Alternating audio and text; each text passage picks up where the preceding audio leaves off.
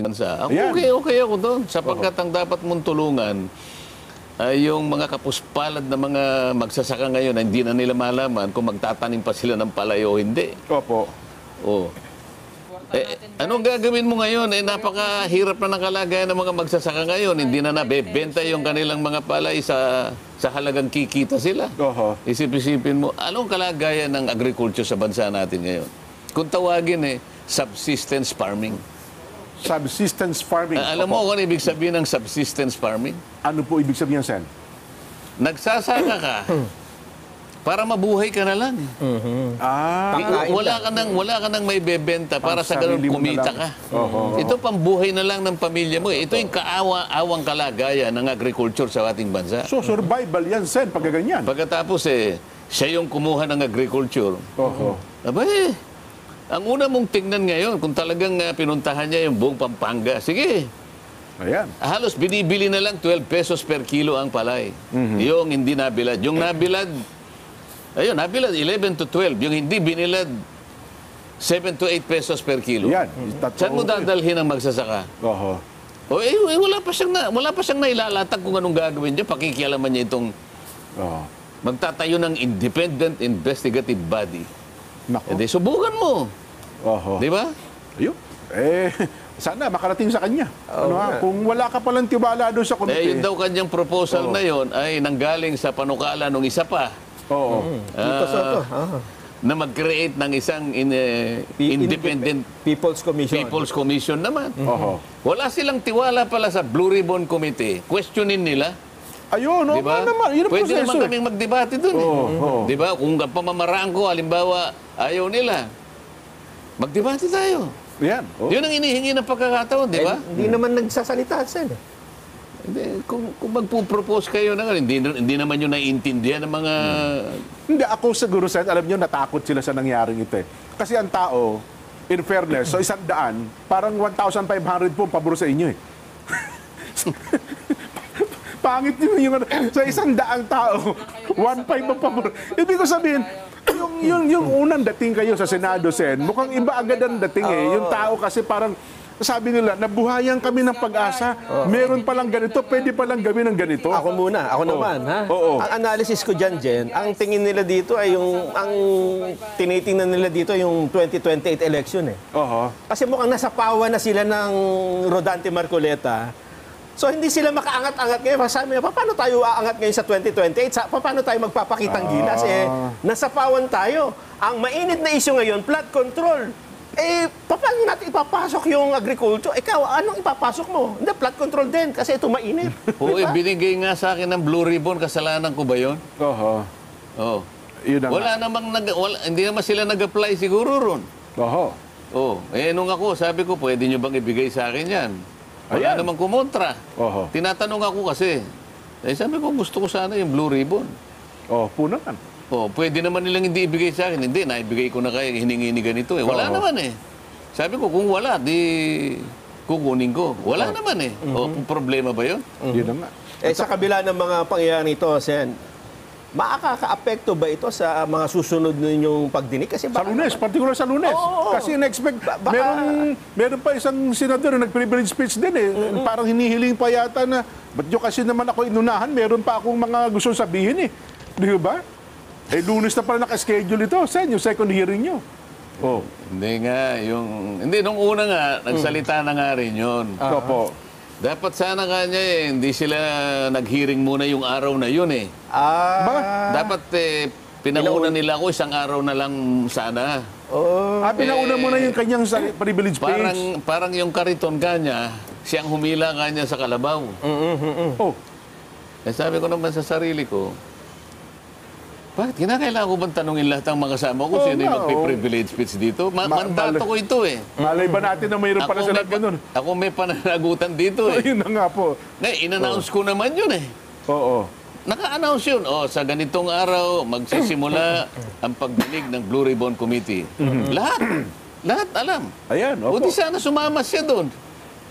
Ba't pinili niyang magpakatahi-tahimik pagkatapos na makapagsagawa ng isang pagdinig?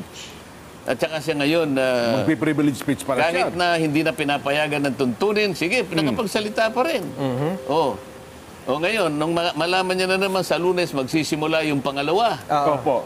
O, nag-manifest sa floor, sabi niya, sana i-reset yung September 1. Bakit daw?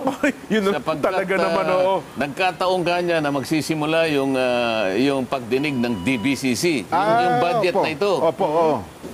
O, sabi ko naman sa sarili ko, di pumunta ka doon sa DBCC. Oo nga naman. Malaya ka namang pumili kung saan ka pupunta eh. Bakit Oo. i-reset na naman? Kaya parang talagang Oo parang nga. ayaw nila na makapagsisimula ako ng pagdinig. Oho. Kasi mukhang ang nakikita nila, Sen. May tinatanong ka kanina, Oo. maapektuhan ka ba? Ngam? Ay, yun nga sinasabi Oo. ko dahil Nga naman. Parang namang nakalimot na kayo. Kamakailan lang ito eh. Pinagtulong-tulungan ako. Ako na lang ang natira. Pati hopya, kinuha pa nila. Oo. Oh, ano nangyari? Oh, nakalipat tuloy ako ron. Ayun. O, pagtulong-tulungan nyo uli ka ngayon. baka may ibang... O, bahala. Bahala kayo. Akala, mawawalan ako ng loob.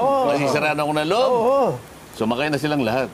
Nako. Ba? Hindi kasi ngayon, Sen, alam nyo, hindi lamang yan. Yung mga panukala. Hindi ako kasi, ito Opo. yung mandato ko eh. Kung ano yung Opo. nalalaman kong tama na gagawin ko, magmula noon hanggang ngayon, palaging ganito yung akin patakaran. Oho. Oo.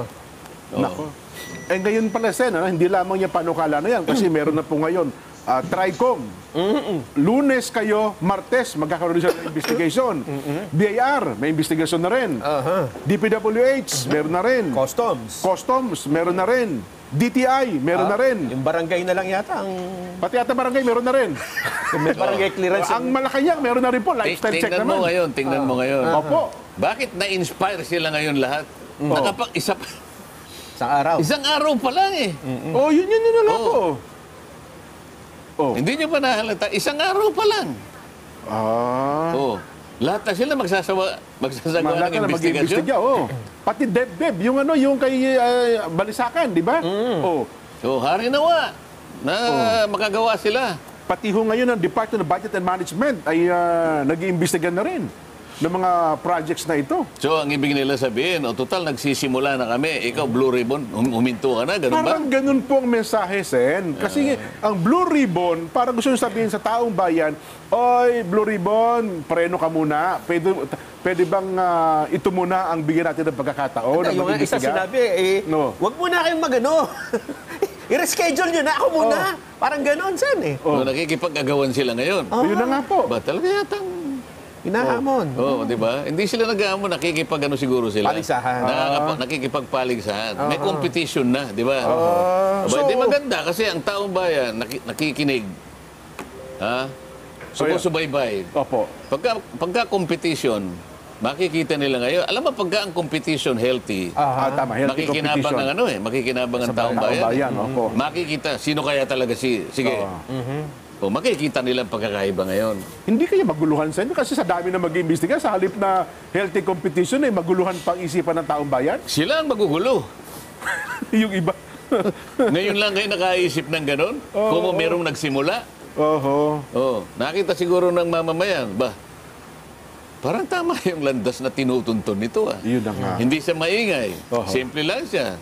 Ang mga tanong, kitang-kita, maliwanag. Oho. Di ba? O ngayon, tsaka sila ngayon magpapaligsahan. Oho. O di ba, hala kayo sa buhay nyo. Biglang dumami ang mag-iimbestiga ngayon, Sen, ha? At ang gusto natin iparating sa inyo, same subject matter. Di maganda. Di mo ba? Di maganda, sige. Baka naman kasi kako yung imbis. Halimbawa, si Chairman, si Secretary Manny Bonoan, di pa nakakatulog.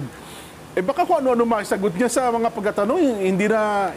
Yung kanyang isipan, hindi naman mapagkatulog yung tao ng mga imbestigahan. Sen. Anong iimbestigahan halimbawa ng ng department, anong sabi mo? Yung DepDep. Yun Yung dating NEDA. Yan, oo. O anong iimbestigahan niya? Yun daw pong, di ba nung binabalita natin yan na mag-iimbestiga, i-review nila yung mga proyektong pinasukan na ito ng mga malalaking flood control projects. Kailan daw? Paano daw? Sinimulan na raw po nila. Jesus, Mariosi. I-assess na po yan. Oo. May balik na lang tayo dun sa total magulo yung mga... sa Lunes, Sen, ay... Anong aasahan natin?